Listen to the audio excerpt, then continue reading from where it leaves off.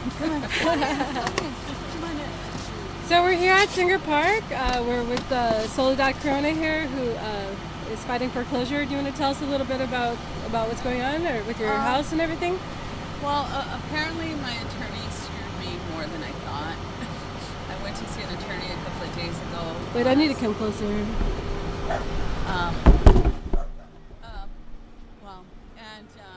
I went to see an attorney a couple of days ago. That's Lorraine Albert. She's an awesome lady.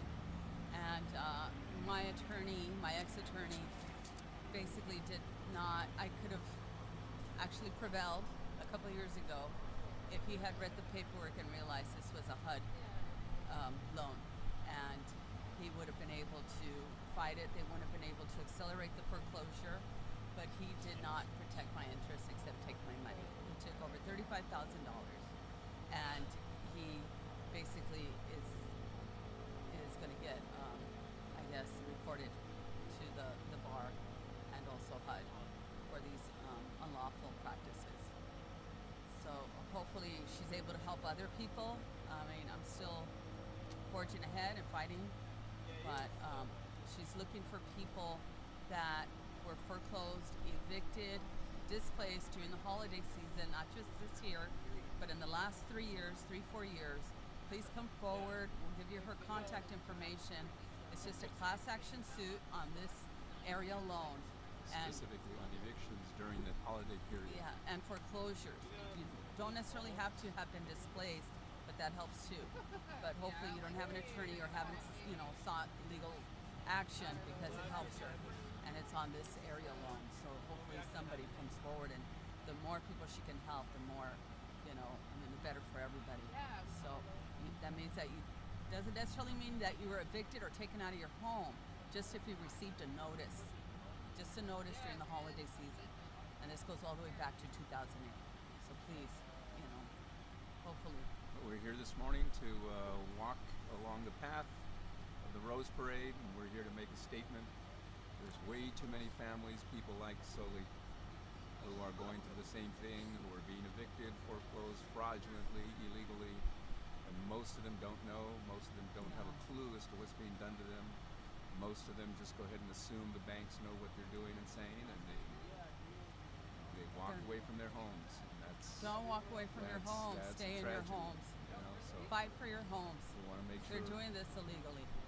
Making sure we're making a statement. So what happened? Like from the beginning, what happened?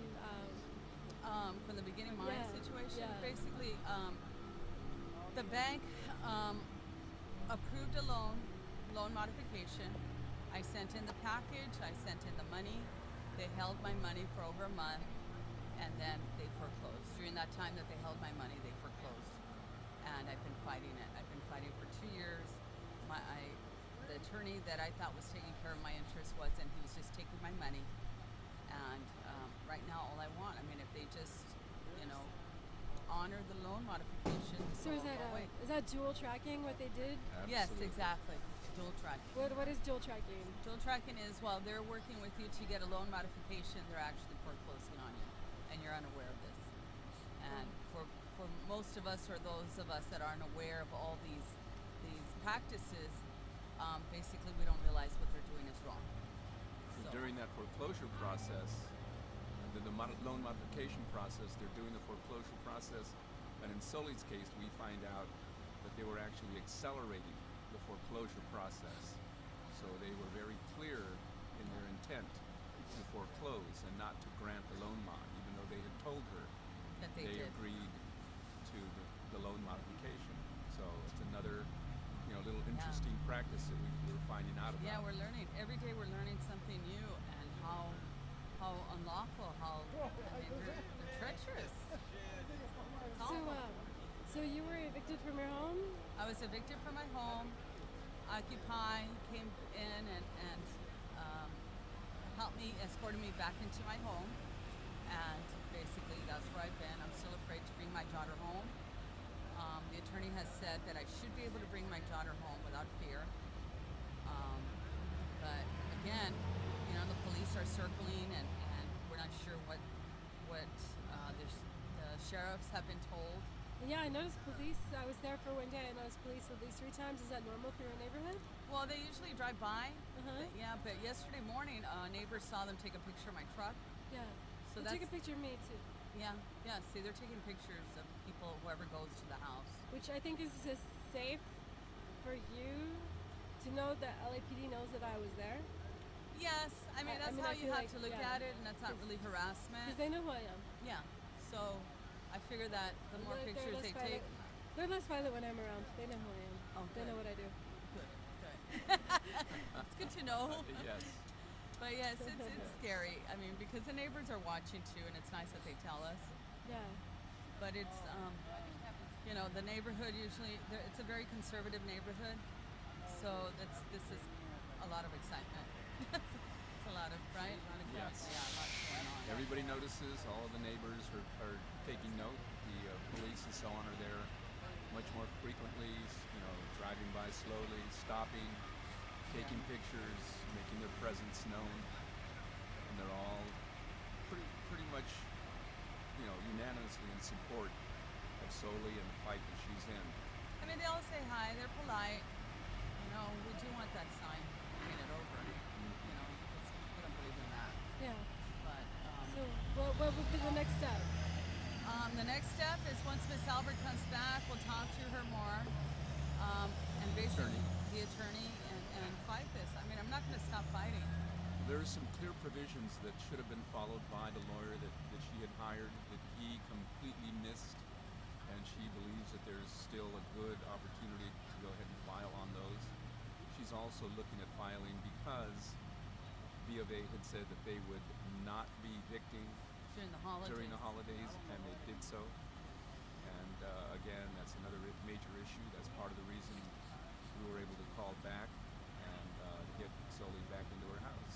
So Yay. Yay. Thank you, Occupy. yes. But a lot of it is the knowledge that Occupy is researching, finding out, and passing on to the people that are being victimized, and that is helping a lot of people. They don't, they don't just stop and let things roll over them like most of us tend to do. So, I think that hey,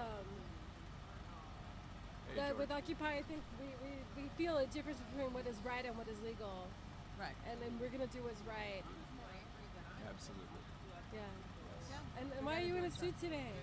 Well, I'm supposed to walk in the parade, and I'm going to play one of the banksters just to kind of, symbolize that these are the guys that are walking around, victimizing the homeowners and so on. And so it'll be a little symbolic gesture so everybody knows, kind of identify what these guys look like. They're the one percenters walking around with their nice suits and shirts and ties and sitting back there doing all these white-collar crimes. And so it's good to let people know, we're aware of who they are, and again, just a little symbolic gesture. Yay. Yay. Anything you want to tell the world? I want my family back home. That's what I want. I want my family back home safely. That's all I want. Wait, let me get that. This is her sign. She'll be carrying her sign.